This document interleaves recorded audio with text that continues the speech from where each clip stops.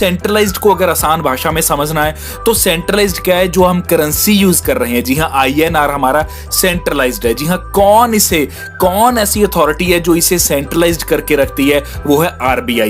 RBI से ये centralised है, RBI के पास इनका कंट्रोल है। किसी न किसी अथॉरिटी के पास किसी चीज का कंट्रोल होना, जो अथॉरिटी उसे कभी भी चेंज कर सकती है, मॉडिफाई कर सकती है या उसे परमानेंटली डिलीट कर सकती है। जैसे कि दोस्तों परमानेंटली डिलीट हो चुका है यहाँ 1000 का नोट, तो बिल्कुल उसी तरह हर सिस्टम जो किसी के पास जिसका कंट्रोल रहता है वो सेंट्रलाइज्ड कहलाता है। और यही एग्जांपल देते हैं किसी भी छोटी कंपनी की या बड़ी कंपनी की, जिसका कोई एक मालिक रहता है, जिसके पास सारा कंट्रोल रहता है उस कंपनी का। वो कभी भी उस कंपनी में छुट्टी अनाउंस कर सकता है, कभी भी उसको बंद कर सकता है, कभी भी उसमें किसी भी तरह के चेंजेस ला सकता है। अगर वो कपड़े के अंदर डील करते हैं तो हो सकता है कि आने वाले समय में वो स्टील के अंदर या आयरन के अंदर डील करना स्टार्ट कर दे। तो कुछ भी यहां पॉसिबल रहता है, जिसका कोई एक मालिक या अथॉरिटी रहती है, वो चीज सेंट्रलाइज्ड कहलाती है। लेकिन यही जब डिसेंट्रलाइज्ड की बात आती है तो डिसेंट्रलाइज्ड क्या चीज होती है, जिसका कोई एक मालिक नहीं रहता। जी हां, सेंट्रलाइज्ड के ऊपर आप यहां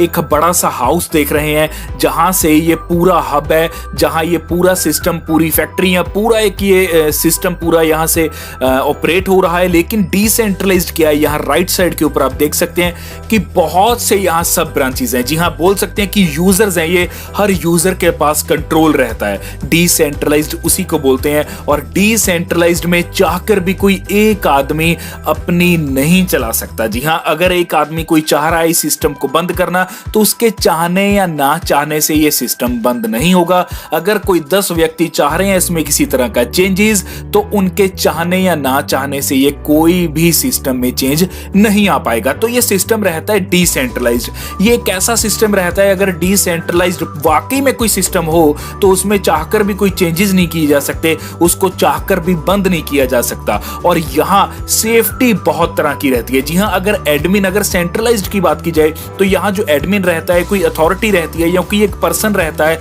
अगर उसकी नीयत में खोट आ गई तो वो पैसा लेकर भाग भी सकता है। लेकिन डिसेंट्रलाइज्ड कंसेप्ट्स में ऐसा नहीं होता।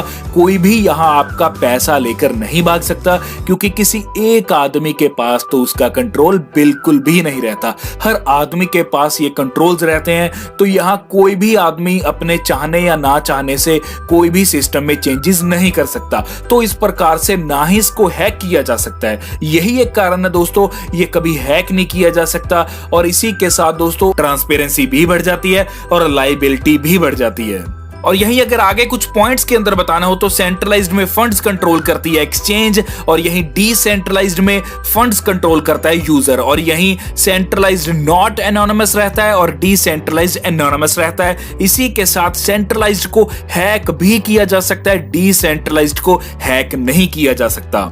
और यही सेंट्रलाइज्ड इजी टू यूज है और decentralized not easy to use. इसी के साथ अगर लिक्विडिटी की बात की जाए तो सेंट्रलाइज्ड में लिक्विडिटी रहती है और डिसेंट्रलाइज्ड में लो लिक्विडिटी रहती है। तो दोस्तों मेरे ख्याल से आपको यहाँ जो सेंट्रलाइज्ड और डिसेंट्रलाइज्ड के अंदर मैंने डिफरेंशिएट किया है, उससे आपको ये बिल्कुल चीज क्लियर हो गई होगी कि सेंट्रलाइज्ड कंसेप्ट कैसे रहते हैं और डिसेंट्रलाइज्ड क्या चीज है। दोस्तों डिसेंट्रलाइज्ड कंसेप्ट का कोई भी ऑनर नहीं होता, ना ही ये कोई कंपनी होती है। और ये आपको क्लियर करना चाहता हूं कि ब्लॉकचेन के ऊपर एग्जिस्ट करती है। जिन लोगों को ब्लॉकचेन के बारे में नहीं पता, आगे उनको ब्लॉकचेन